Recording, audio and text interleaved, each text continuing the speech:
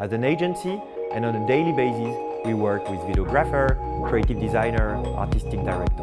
We wanted to give them back the opportunity to express their creativity on a very different channel than traditional social media. Yeah, the difference between painting a wall and a tram is mostly logistics, but also I would say take advantage of the tram, create an interesting piece of art, and share it with Hong Kong, something hopefully that people of Hong Kong will remember.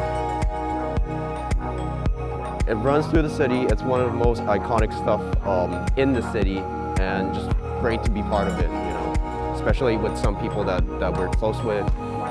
Do something cool like this, it's just dope. It's just awesome.